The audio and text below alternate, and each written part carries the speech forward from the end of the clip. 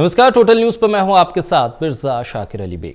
3 नवंबर का दिन हरियाणा वासियों के लिए काफी हलचल भरा दिन होने वाला है, क्योंकि कल यानी 3 नवंबर को बड़ौदा सीट के लिए उपचुनाव होगा। नेताओं ने प्रचार के बाद अब बारी जनता की है, क्योंकि जनता को अब वोट करना है। जहां जनता सुबह 7 बजे से शाम 6 बजे तक नेताओं की किस्मत पर मोहर लगाने वाली है, जिसको लेकर प्रशासन ने भी तैयारियां पूरी कर ली हैं। इसी तैयारियों की पड़ताल करेंगे हम अपने मेहमानों के साथ। तो बड़ौदा का बादशाह कौन, इस कार्यक्रम में आज हम इन्हीं तैयारियों की पड़ताल के साथ साथ तमाम हालात का लेंगे जायजा अपने खास मेहमानों के साथ।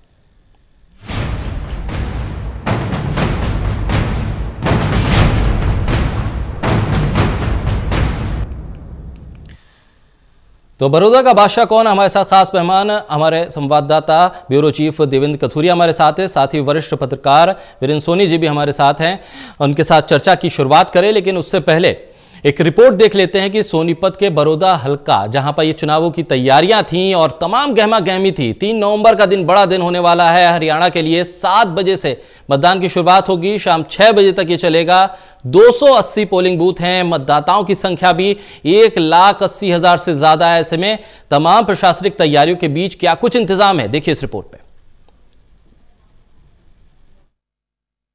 लीजिए, बड़ौदा 2020 विधानसभा उपचुनाव के लिए तैयार है। प्रशासन ने सभी तैयारियां पूरी कर ली हैं। सोमवार को सोनीपत जिला प्रशासन, पुलिस प्रशासन और चुनाव आयोग के ऑब्जर्वर की देखरेख में फुल प्रूफ सिस्टम बनाया गया। पोलिंग स्टाफ को ट्रेनिंग और हिदायतें दी गई। इसके बाद पोलिंग स्टाफ अपने अपने बस्ते, ईवीएम मशीन्स और बाकी जरूरी चीजें लेकर अपने अपने बूथों पर रवाना हो गए। बिल्कुल सर, हमारा योगदान रहेगा। हमारे को प्रॉपर ट्रेनिंग दी गई और हम तैयार हैं उसके लिए। पीसफुल इलेक्शन कराएंगे। किस कैपेसिटी में आपकी ड्यूटी लगी है? मैं प्रिजाइडिंग ऑफिसर हूँ सर। सारी चीजें क्लियर है आपको? बिल्कुल क्लियर है सर। मुझे बस्ता वगैरह संभलवा दिया गया? हाँ, संभलवा दिया गया सर। बड़ौदा विधानसभा के लिए कुल 280 पोलिंग बूथ बनाए गए हैं। 151 संवेदनशील बूथ हैं। मतदान सुबह 7 बजे से शाम 6 बजे तक होगा। जिनका टेम्परेचर दिन में 98 डिग्री से ज्यादा होगा, उन्हें शाम 5 से 6 बजे के बीच मतदान की अनुमति होगी। 5 आदर्श पोलिंग बूथ भी बनाए गए हैं। कोविड-19 के मद्देनजर चुनाव आयोग की हिदायतें हैं कि एक पोलिंग बूथ पर 1000 से ज्यादा मतदाता नहीं हो सकते। सारी हिदायतें जो है ना डीसी साहब की तरफ से और हमारे जो है ना एसडीएम साहब जो आरओ हैं उनकी तरफ से जो है ना बहुत अच्छी हिदायतें मिली है। हर प्रकार से जो है ना अच्छी प्रकार से उन्होंने ट्रेनिंग दी है और वेल जो है ना सामान देने में भी, और अब जो है ना सारी चीज चेक की तो A to Z बिल्कुल कंप्लीट पाई है। सुरक्षा के भी चाक चौबंद इंतजाम है। जिले में 23 पुलिस नाके लगाए गए हैं। पड़ोसी जिलों यूपी और दिल्ली से लगती सीमाएं सील कर दी गई हैं। सुरक्षा का 3 टायर सिस्टम काम करेगा। 20 गांवों में अर्धसैनिक बलों की टुकड़ियां भी तैनात होंगी। एसपी ने ड्यूटी पर रवाना होने से पहले अपनी फोर्स को पूरी मुस्तैदी, ईमानदारी और वर्दी का वास्ता दिया। गौरतलब है कि बड़ौदा विधानसभा में कुल 1,78,250 मतदाता हैं, जिनमें करीब 55% पुरुष और 45% महिलाएं हैं। तो हो जाइए तैयार, बड़ौदा वोट गालेगा और पूरा हरियाणा देखेगा।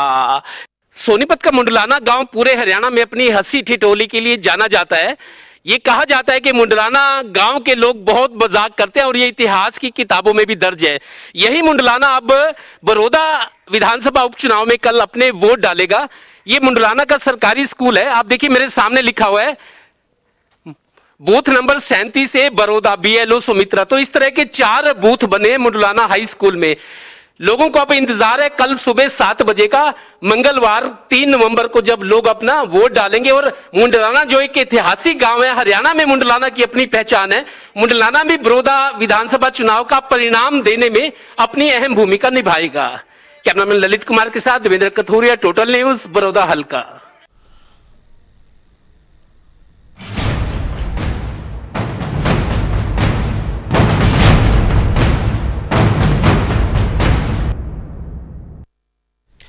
तो चलिए चर्चा को शुरू करते हैं। मैं देवेंद्र कथुरिया के पास सबसे पहले मैं जाऊं। देवेंद्र, आपने आज तमाम जो तैयारियां हैं प्रशासन की तरफ से उसका जायजा भी लिया, तमाम अधिकारियों से बातचीत भी की।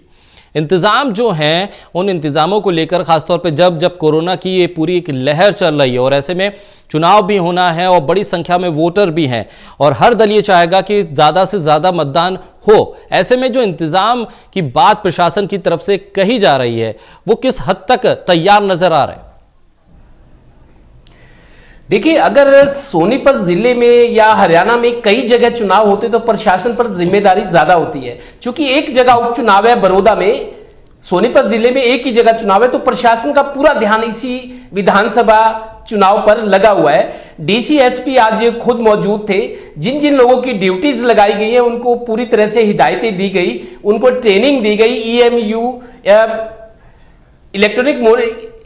इलेक्ट्रॉनिक वोटिंग मशीन ईवीएम कैसे इसको ऑपरेट करना है, कोई दिक्कत आती है तो उन परिस्थितियों में क्या अरेंजमेंट है या किस की मदद लेनी है, तमाम तरह की चीजें उनको समझाई गई, ट्रेनिंग दी गई और अपनी ड्यूटी सही तरीके से निभाने की ताकीद की गई है। बहुत सारे लोग जिनकी ड्यूटी थी अपने अपने बस्ते लेकर दोपहर 2, ढाई, 3 बजे के आसपास वो रवाना हो गए थे उन पोलिंग बूथ पर। आज शाम को वो सारी अपनी जगह पे पहुंच जाएंगे, वहीं रात को सोएंगे, विश्राम करेंगे और जो सरपंच हैं उनको उनकी मदद करने को कहा गया है। जैसे खाना वगैरह है, वो चाय वगैरह है, उनकी जो जरूरतें हैं उनके लिए सरपंचों को और पंचायतों को कहा गया और पंचायतें ये काम अपने तौर पर भी करती है बखूबी कि उन मेहमानों की तरह उनकी मेहमान नवाजी होती है। तो कुल मिलाकर तैयारियां पूरी हैं, फुल प्रूफ तैयारियां हैं।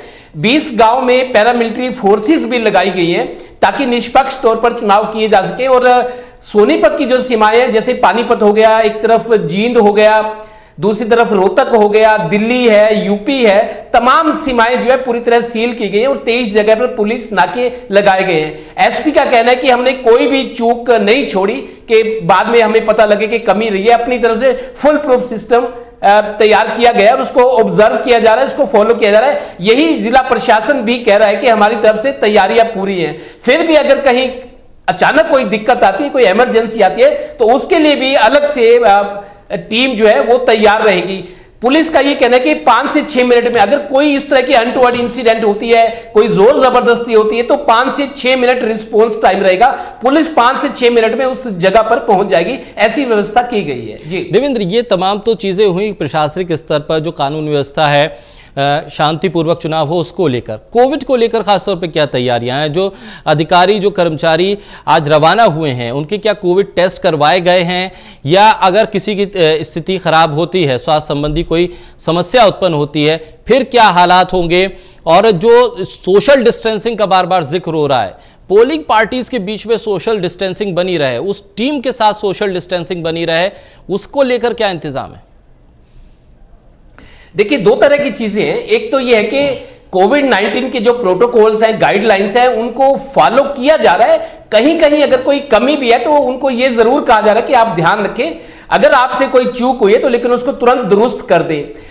उसमें हमने देखा जैसे पोलिंग पार्टी है, एक पोलिंग बूथ पर जाना तो 5 से 6 लोगों की ड्यूटी है, ज्यादा लोग नहीं है, 5-6 लोगों की टीम है जो एक पोलिंग बूथ को संभालेगी। सिक्योरिटी के लोग हैं वो बाहर से नजर रखेंगे, तो दूरी का पूरा ध्यान रखा गया। उनको बताया भी गया कि कोविड-19 के प्रोटोकॉल्स का पूरी तरह पालन होना चाहिए, आप खुद भी महफूज रहे और आपकी वजह से दूसरे भी सुरक्षित रहे। तो उसमें मेरे को लगता है सोशल डिस्टेंसिंग का ज्यादा मसला नहीं है। मसला यह है कि मास्क लगाया कि नहीं, हाथ धोने की जो बात है, उनको ये सारी किट्स भी मुहैया कराई गई है कि आप अपनी तरफ से कोई चूक ना छोड़े। जहां तक रही जो वोटर्स है वो आएंगे, उनके लिए कोविड-19 के लिए दरअसल चुनाव आयोग की हिदायतें आई है कि एक पोलिंग बूथ पर 1000 से ज्यादा वोटर्स नहीं होने चाहिए। इस तरह की व्यवस्था चुनाव आयोग और ऑब्जर्वर की तरफ से, जिला प्रशासन की तरफ से, जिन जिनकी ड्यूटी है, एक पोलिंग बूथ पर 1000 से ज्यादा लोग नहीं हो सकते। दिन में अगर कोई थर्मोकोल मीटर से उनका चेक किया जाएगा, अगर दिन में किसी का टेम्परेचर 98 डिग्री से ज्यादा है तो उनको रोका जाएगा मतदान करने से। उनके लिए 5 से 6 बजे एक अलग व्यवस्था है कि जिनको अगर कोई दिक्कत है, कोई हल्के फुल्के लक्षण है कोरोना के, तो 5 से 6 बजे उनके लिए समय रहेगा, वो उस टाइम मतदान कर सकते हैं। और यह भी व्यवस्था है कि 6 बजे चूंकि मतदान खत्म होना है, अगर भीड़ ज्यादा है, लाइन लंबी है, तो जो लोग पोलिंग स्टेशन पर, पोलिंग बूथ पर हाजिर हो चुके होंगे 6 बजने से पहले, उनकी वोट करवाई जाएगी, भले ही 8 बज जाए। ये व्यवस्था पहले भी होती है और इस बार भी की गई है। कुल मिला के अपनी तरफ से तैयारियां, चाहे जिला प्रशासन की हो, पुलिस प्रशासन की हो, चुनाव आयोग के अधिकारी है, माइक्रो ऑब्जर्वर्स हैं, सेक्टर ऑफिसर्स हैं, तमाम तरह की तैयारियां, चूंकि एक ही जगह चुनाव हो रहा है सोनीपत जिले में, पूरा प्रशासन पूरी तरह से मतलब फुल मुस्तैद की गई है। कोई चूक रहेगी इस बात की संभावना, दावा किया जा रहा है कि कमी रहेगी। जी ठीक, वीरेंद्र सोनी जी आपका रुख करूंगा। उपचुनाव खासतौर पर हरियाणा के लिए बहुत महत्वपूर्ण हमने देखे हैं कि पिछले जो उपचुनाव हुए, एक एक सीट पे जो खासतौर पर चुनाव होते हैं वो हरियाणा में खासा प्रभाव छोड़ते हैं। हरियाणा की राजनीति पे कम से कम उसका प्रभाव बहुत ज़्यादा होता है। हमने जींद का उपचुनाव देखा और अब ये बड़ौदा का उपचुनाव है, कितना असर ये छोड़ेगा? क्योंकि हम देख रहे हैं कि सरकार के तमाम नुमाइंदे पहुंचे हैं इस हलके में। उप मुख्यमंत्री और मुख्यमंत्री के तो कई दौरे वहां पर मुख्यमंत्री ने खुद करे हैं, उसके बाद उप मुख्यमंत्री के साथ भी एक ज्वाइंट रैली और वहां जाकर लोगों से प्रचार। विपक्ष भी मुस्तैद है, तमाम जो दलबल है विपक्ष का वो भी वहां लगा हुआ है। कितना प्रभाव आपको लगता है कि इस चुनाव के जो परिणाम है वो हरियाणा की सियासत पे अब देखने को मिलेंगे? जींद का जो उपचुनाव था तब विधानसभा चुनाव नजदीक आने वाले थे, और अब जो है 4 वर्ष का कार्यकाल पड़ा है, तो सरकार की स्थिरता पर तो कोई विशेष अंतर नहीं पड़ेगा, लेकिन राजनीतिक मायने में और राजनीतिक क्या प्रभाव पड़ेगा, इसका असर सीधा ये पड़ेगा। यदि कांग्रेस जीतती है तो निश्चित रूप से भूपेंद्र हुड्डा को मजबूती मिलेगी, कांग्रेस में उनका कद बढ़ेगा, और यदि भारतीय जनता पार्टी जीतती है तो निश्चित है मनोहर लाल जी का कद बढ़ेगा और उनको अपने केंद्रीय हाईकमान को भी दिखाने का अवसर मिलेगा। भाई कृषि कानूनों का हरियाणा के अंदर जो विरोध हो रहा था वो खेलने का उसका कोई विशेष प्रभाव नहीं है, तो ये राजनीतिक मायने रहेगा। लेकिन एक बात स्पष्ट दिखाई दे रही है, यहाँ इंडियन नेशनल लोकदल और लोकतंत्र सुरक्षा पार्टी वो हरियाणा की राजनीति में प्रासंगिक है या नहीं, ये भी तय होगा। हालांकि देखिए कांग्रेस और भारतीय जनता पार्टी के शिविर में जो है बेचैनी भी है, तनाव है, ये चुनाव से पहले होता है, मतदान से पहले दिखाई देता है। लेकिन लोकतंत्र सुरक्षा पार्टी और इंडियन नेशनल लोकदल में कोई तनाव नहीं है, क्योंकि उनके पास खोने के लिए कुछ है ही नहीं। लेकिन वो चुनाव परिणाम को प्रभावित करेंगे, कितना कर पाएंगे, क्या उनकी खलनायक की भूमिका बन पाएगी, ये सब कल तय होने वाला है। और ये चुनाव में एक तरह एक दूसरे पर आरोप प्रत्यारोप लगाए जाते हैं। अब मतदान से एक दिन पहले ही इस तरह की स्थिति बनी हुई है। कांग्रेस ने और इंडियन नेशनल लोकदल ने भारतीय जनता पार्टी की सरकार पर सरकारी मशीनरी के दुरुपयोग के आरोप लगाए हैं, चुनाव आयोग को शिकायत की है। जींद के एसपी ओम प्रकाश नरवाल के खिलाफ शिकायत भेजी गई है, क्योंकि वो कथुरा गांव के मूल निवासी हैं। तो इस तरह के शिकायतों का दौर भी चलता है, पहले भी चलता है। जब कांग्रेस सत्ता में थी तो कांग्रेस भी सत्ता का दुरुपयोग करती थी, उस पर भी आरोप लगते थे। अब भारतीय जनता पार्टी की सरकार पर भी लगे हैं, शराब बांटने, गैस सिलेंडर के बांटने के आरोप लग रहे हैं। और चुनाव आयोग अपनी किस तरह निष्पक्ष और तटस्थ भूमिका निभा पाता है, इस पर भी सबकी निगाह रहेगी। बिल्कुल वीरेंद्र सोनी जी, जिस तरह से हमने खेमेबंदी देखी, हमने देखा कि इस चुनाव में खासतौर पर नेताओं का एक पार्टी से दूसरी पार्टी में जाना, नाराज नेताओं को मनाने के लिए बड़े नेताओं का वहां पहुंचना, क्या ये राजनीतिक दलों के बीच में बेचैनी है कि ये एक सीट जरूर है, लेकिन इसके जिस तरह से जिक्र आप कर रहे थे कि राजनीतिक जो संदेश है वो बहुत दूर तक जाएगा, लिहाजा तमाम चीजों को अपनाया गया यहां पर? इस चुनाव की एक और विशेषता रही, सोशल मीडिया बहुत प्रभावित रहा, और ये कोरोना काल के अंदर चुनाव हुआ है। और देखिए एक ही सीट का उपचुनाव था, लेकिन पूरे हरियाणा के कार्यकर्ता, चाहे सरकार के स्तर पर पूरे विधायक, मंत्री सभी यहां थे। और अगर कांग्रेस की देखा जाए तो भूपेंद्र हुड्डा के जितने भी समर्थक थे सभी ने यहां डेरा डाला। और ये बात बिल्कुल स्पष्ट है कि यहां सोशल मीडिया की भूमिका इतनी रही कि एक दूसरे के खिलाफ जो कीचड़ उछालने का काम है सोशल मीडिया के माध्यम से होता रहा। और आज भी देखिए जाए कपूर सिंह नरवाल का एक वीडियो वायरल हो रहा है जिसमें वो कांग्रेस प्रत्याशी के बारे में कुछ टिप्पणियां कर रहे हैं। हालांकि कपूर नरवाल ने कहा कि ये वीडियो फर्जी है, इसको तोड़ मरोड़ कर पेश किया गया है। तो इस तरह के आरोप प्रत्यारोप लग रहे हैं। और भारतीय जनता पार्टी भी आज जो है अपने पहलवान जी का जन्मदिन था, योगेश्वर दत्त जी का, तो भारतीय जनता पार्टी के चुनाव कार्यालय में उन्होंने केक काट के अपना जन्मदिन मनाया। वो अब 38 वर्ष के हो गए हैं और लोगों ने उनकी शुभकामनाएं दी। लेकिन जो जीत का उत्साह होना चाहिए था वो उत्साह हालांकि भारतीय जनता पार्टी के शिविर में भी नहीं है। उसके कारण है क्योंकि वहां इस बार जो है अलग ढंग का एक चुनाव है। मतदाता अपनी जो है कई जगह तो बहुत ज्यादा मुखर है और कई जगह मतदाता बिल्कुल शांत है। ये मतदाताओं की शांति क्या गुल खिलाएगी, कितना प्रतिशत मतदान होगा, ये सब देखने वाली बात है। और सबसे बड़ी भूमिका तो क्या इंडियन नेशनल लोकदल और लोकतंत्र सुरक्षा पार्टी क्या ये अपनी भूमिका निभा पाएंगी, इनको कितने मतदान मिलेगा, कितना मत प्रतिशत मिलेगा, ये सब निर्भर करेगा। इस चुनाव में अब रोमांचक जो है वो खत्म हो गया, अब मतदाताओं के हाथ में है और राजनीतिक दलों का जो भाग्य है वो तो कल ईवीएम में कैद हो जाएगा। उसके बाद जो भी अब तस्वीर उभर कर आएगी, लेकिन हो सकता है कि ये चौंकाने वाले भी हो या आशा के अनुकूल भी हो। लेकिन इस बार जो है मतदाताओं ने अपने अलग ढंग का उत्साह दिखाया है। यदि भारतीय जनता पार्टी को पराजय का सामना करना पड़ता है तो निश्चित रूप से जातीय ध्रुवीकरण भी होगा, स्थानीय कारण भी होंगे। यदि कांग्रेस अपनी जीत को बनाए रखती है, क्योंकि लगातार यहां हैट्रिक लगाई है कृष्ण हुड्डा ने, तो कांग्रेस अपना गढ़ को बचाने में सफल रहेगी और भारतीय जनता पार्टी अपना कमल खिलाने में पहली बार सफल हो पाती है तो निश्चित रूप से पार्टी के कार्यकर्ताओं का मनोबल भी बढ़ेगा और मुख्यमंत्री मनोहर लाल जी की साख भी केंद्र में बढ़ेगी।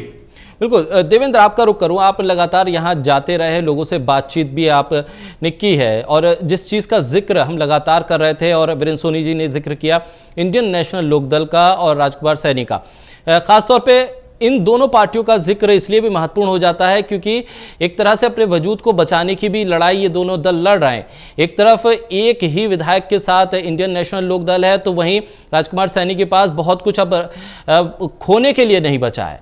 कांग्रेस और बीजेपी के बीच ये सीधी टक्कर साफ तौर पर दिखाई दे रही है और उसके लिए खेमेबंदी भी है। लेकिन इंडियन नेशनल लोकदल के लिए जिस तरह से ओम प्रकाश चौटाला भी पहुंचे और अभय चौटाला ने भी लगातार वहां पर लोगों से संपर्क साधा रखा, क्या लग रहा है इस बार जो संगठन के स्तर स्थिति पर जो कार्यकर्ता है इन दोनों पार्टियों का वो एकजुट हो पाया है? वो किस तरह से सोच रहा है? लोगों की जो राय है, जो युवा है वो किस तरह से सोच रहे हैं? तमाम चीजों पर क्या असर पड़ेगा परिणामों पर इन तमाम चीजों का? देखिए, ये तो हम मानकर चल रहे हैं शुरू दिन से ही कि मुकाबला देखिए बीजेपी कांग्रेस के बीच है और फाइट है, पूरी संभावना जो भी बनती है लेकिन फाइट है। अब इनेलो में नंबर 3 की पार्टी कहूंगा, जो मौजूदा परिदृश्य है इस चुनाव का या सियासत का, तो इनेलो अब इस चुनाव को लड़के, क्योंकि अपने उनके जो कार्यकर्ता है ओम प्रकाश चौटाला अभी तक जेल में थे, अभय चौटाला पार्टी बना रहे थे, लेकिन 2019 के चुनाव में ओम प्रकाश चौटाला जब प्रचार में उतरे थे तो कोर्ट ने उनको कहा था कि आप राजनीतिक गतिविधियों में हिस्सा नहीं ले सकते, उनको वापस जेल जाना पड़ा था। लेकिन इस बार खास बात यह कि 9 दिन वो प्रचार कर रहे हैं जैसा उन्होंने कहा था और ऐसा हो भी रहा है। कल तो मतदान ही है, तो इनेलो अपनी पार्टी को एकजुट रख सकेगी, अपने कार्यकर्ताओं को एक तरह से मोबिलाइज करेगी कि आगे की लड़ाई के लिए तैयार हो। कम से कम इतनी वोट्स जरूर मिल जाए कि पार्टी का हौसला बना रहे कार्यकर्ताओं को मोबिलाइजेशन के लिए, और नेता अपने कार्यकर्ताओं को समझा सके कि भले ही हम जीत नहीं सके लेकिन हमारी कोशिश जरूर थी। उन लोगों से हमने संपर्क किया जो कभी समर्थक और वोटर्स रहे हैं, गांव-गांव गए ओम प्रकाश चौटाला, अभय चौटाला, तो उनको लगता है कि पार्टी एकजुट होगी, पार्टी में ऊर्जा पैदा होगी, आगे की लड़ाई उसके लिए आसान होगी। रही लोकतंत्र सुरक्षा पार्टी राजकुमार सैनी की बात, राजकुमार सैनी की पार्टी भी हतोत्साहित है पूरी तरह से। लगातार वो खुद पार्टी के जो कमांडर हैं वो भी चुनाव हारते रहे।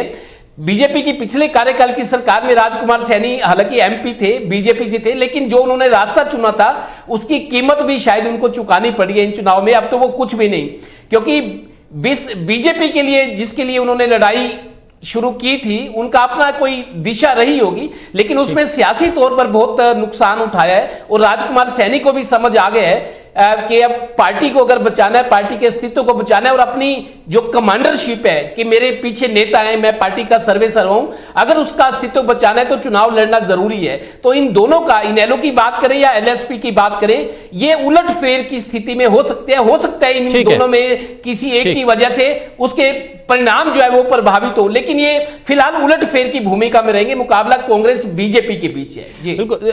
वीरेंद्र सोनी जी, जिस तरह से तमाम चुनाव प्रचार हमने देखा, कई मुद्दे उठाए गए, सरकार की तरफ से भी बताने की कोशिश हुई कि इस हल्के में उन्होंने क्या कुछ किया, कांग्रेस की तरफ से भी तमाम चीज़ों को बताने की कोशिश हुई और मुख्यमंत्री ने आगे का रोड मैप भी बताने की कोशिश की, कई मुद्दे उठे। तो जो युवा है इस क्षेत्र का, जो मतदाता है इस क्षेत्र का, जो किसान है इस क्षेत्र का, जो मुद्दे उठे उनको दिमाग में रखकर वहाँ मतदान करने के लिए जाएगा, या जिस तरह से कहा है कि चेहरों की लड़ाई है, एक तरफ से पहलवान हैं और एक तरफ भूपेंद्र सिंह हुड्डा का चेहरा है, दूसरी तरफ अन्य पार्टियों के चेहरे हैं, उन चेहरों की लड़ाई है या उन मुद्दों को भी ध्यान में रखेगा मतदाता? देखिए, मुद्दे जो उठे हैं वो सिर्फ चर्चा तक ही रहेंगे, सीमित रहेंगे, उन मुद्दों का कोई विशेष आधार नहीं बनने वाला। वहां सिर्फ जो लड़ाई है वो जातीय ध्रुवीकरण की है और चेहरों की है, ये साफ दिखाई दे रहा है। और लोगों को मैं ये बात का संदेश है कि क्योंकि मान लीजिए यदि भारतीय जनता पार्टी ने अभी 165 करोड़ के कारण जो है 4 महीने के अंदर कराने की घोषणा की है, कुछ काम शुरू हो गए हैं, कुछ पाइपलाइन के अंदर हैं, तो लोगों का ये कहना है कि 6 वर्ष में पार्टी ने पहले क्या कुछ नहीं किया, सरकार के स्तर पर पहले प्रयास क्यों नहीं हुए। हालांकि मुख्यमंत्री ने अब बड़ौदा के अंदर और भैंसवाल में कॉलेज खोलने की है, जनता बनाना को यूनिवर्सिटी बनाने की बात की है, और कथूरा के अंदर जो है अपने तो सब उप तहसील का दर्जा देने की बात की है। तो ये विकास की बात हुई है ये, लेकिन अभी उपचुनाव के समय में हुई है। यदि कांग्रेस ने किया तो कांग्रेस ने अपने समय का गुणगान किया है, उनको पता है उपचुनाव होगा। हालांकि जींद का भी हुआ था, वहां की क्या घोषणाओं पर क्या अमल हुआ, ये सब बातें सिर्फ चुनावी रहती हैं, चुनावी स्टंट होते हैं, लोग भी भूल जाते हैं और नेता भी भूल जाते हैं। लेकिन वहां सिर्फ चेहरों की बात है और राजनीतिक चेहरे जो है वो लोगों में पहचान बनाने में सफल रहते हैं। अब वहां चाहे चौधर की लड़ाई मान लीजिए या जातीय आधार पर वोटों का ध्रुवीकरण मान लीजिए, यही मुख्य कारक रहने वाले हैं। और कुछ लोग होते हैं जो हवा का रुख देकर वोट देते हैं, वो बहुत कम संख्या में होते हैं, लेकिन बड़ौदा का मतदाता अपना मन बना चुका है और इस बार ये होगा कि बड़ौदा सभी को खुश करेगा। हालांकि भारतीय जनता पार्टी को पिछली बार जितने वोट मिले थे उससे ज्यादा वोट मिलेंगे, कांग्रेस को जो मिले थे उससे ज्यादा मिलेंगे, इंडियन नेशनल लोक दल को भी पहले से ज्यादा मिलेंगे। और इसका कारण यह है क्योंकि जननायक जनता पार्टी मैदान में नहीं है, उसके जो 32,000 वोट मिले थे वो किन किन में विभाजित होते हैं, ये देखने वाली बात है। और ये बात का स्पष्ट रूप दिखाई दे रहा है। इस बार हार जीत का अंतर जो है पिछली बार 4800 वोटों को रहा था, इस बार पहले से अधिक होगा। चलिए, बहुत शुक्रिया देवेंद्र आपका भी और वीरेंद्र सोनी जी आपका भी, क्योंकि ये चुनाव एक महत्वपूर्ण चुनाव हरियाणा की सियासत में भी है और हरियाणा के लिहाज से जो मतदाता है अब उसकी बारी है, वो कल सुबह निकलेगा, वोट करेगा। प्रशासन अपने स्तर पर तैयार है और लोगों से हम भी अपील करेंगे कि बढ़ चढ़ कर हिस्सा लें, मतदान जरूर करें। रुकेंगे एक छोटे से ब्रेक के लिए।